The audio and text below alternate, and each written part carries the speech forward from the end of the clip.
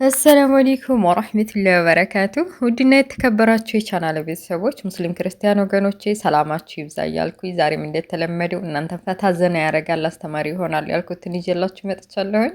ከእናንተ የሚጠበቀው ላይክ፣ ሼር ማድረግና ለቤት አዲስ የሆናችሁ ደግሞ ሰብስክራይብ በማድረግ ተቀላቀሉ። አብራችሁ ይቆዩ። ቪዲዮውን በላይክ ጀምሩት። እንግዲህ ሰሞኑ ይቺ ልጅ ሁላችንም እናውቃታለን። እንግዲህ በቲክቶክ መንደር ነው የምናውቃት። ከባለፈው ላይፏ አልማር ብላ ድጋሚ ደግሞ ሌላ ስህተት ለመስራት እየሞከረች ነው አሁን ያለችበት ሁኔታ እና እንደው ምን ይሻላታል? እንደው ማለት ከዚህ ከልጅ ምን ትማራላችሁ? እንግዲህ ነጃት ትባላለች። የማታቋት የምትኖሩ አይመስለኝም፣ ታቋታላችሁ። ከዚህ በፊት እንግዲህ በእስልምና ሃይማኖት ላይ እንደፈለገች ስትቀልድ፣ እንደፈለገች ስትጃጃል ሙስሊሙ ማህበረሰብ ዝም አላለም፣ አልቻልንም።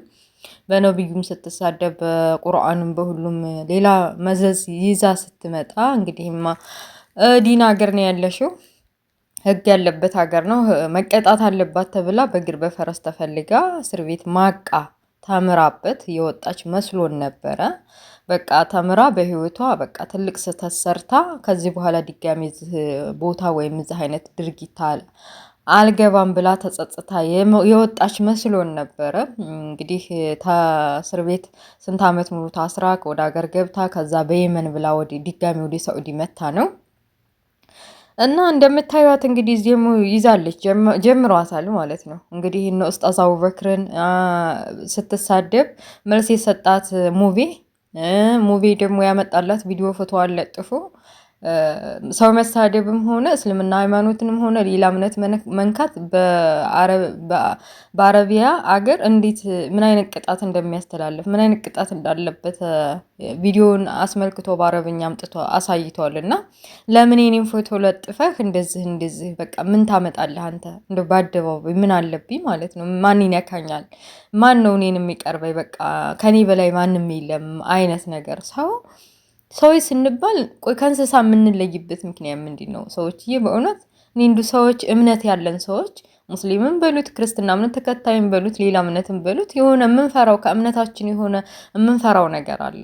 እምነታችን እኮ ይህን ነገር ያዘናል፣ ተከልከሉ ብሎናል ብለን የምንፈራው ነገር አለ። ይቺ እንደምታዩት አንድ ቀን ሙስሊም ስትሆን አንድ ቀን ደግሞ ክርስትና እምነት ተከታይ ትሏታላችሁ። በቃ ዝብርቅርቅ ያለ ላይፍ ነው የምትኖር። የሰው ልጅ ካለፈው ስህተቱ ተምሮ በቃ ወደፊት ውጤታማ ለመሆን ይጥራል።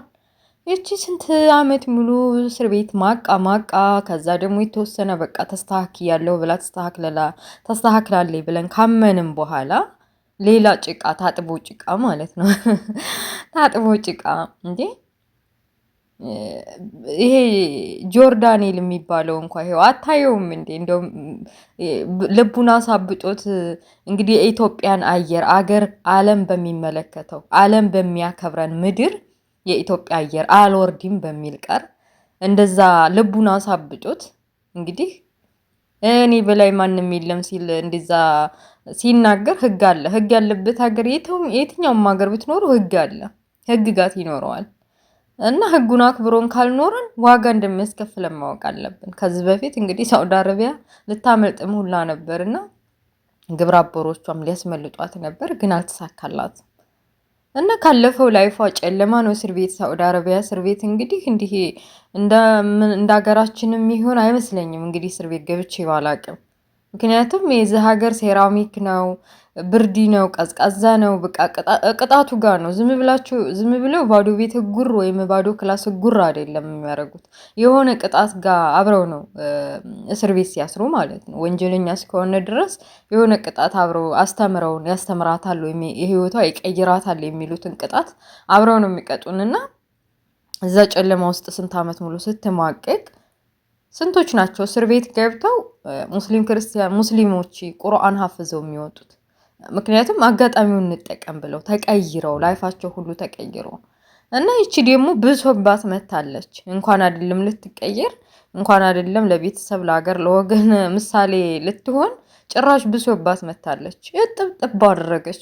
እጥብጥብ እኔን ማን ነበር ስሙ ይሄን የተለጠፈው ሙቪ ማለት ነው። እጥብ አድርጋ በቃ አንድ ሴት ልጅ በቃ እንደ አይነት ካፋችን ይወጣል እንዴ? ማለት እንደዚህ አይነት ስድብ እንደዚህ ይወጣል እንዴ? የሆነ አለ አይደል የወረደ የዘቀጠ ነው ስድቧ ሁላ እና ነገ ከማህበረሰቡ ጋር ያላት አስተሳሰብ አንዴ ሰው ይችን ልጅ እንደዚህ ብላ ስታወራ ስትሳድም ሰው ምን ብሎ ሊረዳት ይችላል?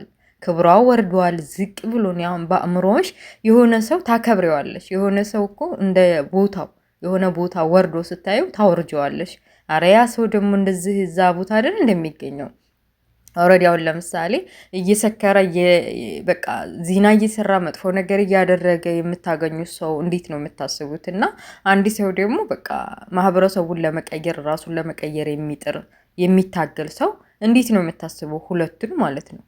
ያንን የሚሰክረውን መጥፎ ስራ የሚሰራውን በቃ ሁሌም እንዳጥላላችሁ፣ ሁሌም ይሄ ያው ነው፣ ይሄ የሚቀየር ሰው አይደለም ምናምን ብላችሁ ነው በአእምሯችሁ የምትስሉት። ይሄ ደግሞ እዚህ ጋር ማን ይወዳጃል? ማን ጎረቤት ይሆናል? ማን አብሮ ቁጭ ብሎ ወሬ ያወራል፣ ይጫወታል ምናምን።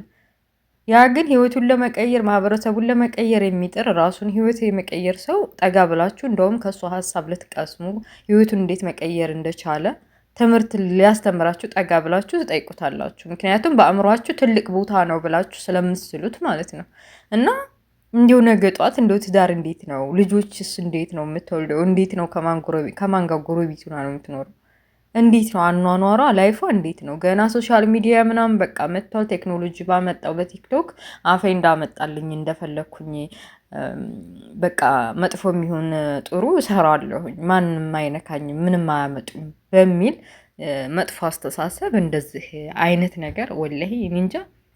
እኔ ያቿ ነገር ነው የሚያሳስበው። ወይ የክርስትና እምነት ተከታይ እኮ አትሆን መስቀሏን አድርጋ በቃ ኦርቶዶክስ ናት ምናምን ተብላ አትታይ፣ ነጥለዋን አድርጋ ቤተ ክርስቲያን ስትሄድ ምናምን አትታይ። ወይ ደግሞ ሙስሊም ናት አትሏት እንደምታዩት ከሙስሊም የማይጠበቅ ነገር የሆነ በቃ አንድ ሴት ልጅ በተለይ ደግሞ ሴት ልጅ አፋችንን ሙሉ ከፍተን ከተሳደብን በቃ በማህበረሰቡ አእምሮ በማህበረሰቡ አስተሳሰብ የወረደች አይነት በቃ ዝቀጠች የሆነ ዝቅ ያለች ሰው ናት ብለን ነው የምናስበው። እና እውነት ነው። ይሄ ደግሞ አንድ ሴት ልጅ እንደዚህ ወጣ ያለ ብትሳደበው ስድብ እኮ ለይሄ እንዴ መሬት ተሰንጥቆ ቢውጠኝ የዚችን የሴትዮ ስድብ ከምሰማ ትላላችሁ። እና ጠባ አደረገችው ማለት ነው። እንደምታዩት ተጠብጠብ አደረገችው። እኔ በበኩሌ በቃ መጨረሻሽ ይመራ፣ ምንም አይባልም። የሰው ልጅ እንግዲህ መጨረሻሽን አላህ ያሳምረው፣ አላህ ይመልስሽ። በጣም የሆነ እንዴት ነው አኗኗሯችን? ይቺ ምድር ነገ ጧት ጥለናት እንሄዳለን። የበለጠውና የሚያሳስበን ጉዳይ ደግሞ የአሄራችን ጉዳይ ነው። የዛኛው ሀገራችን ቤት እንዴት ነው?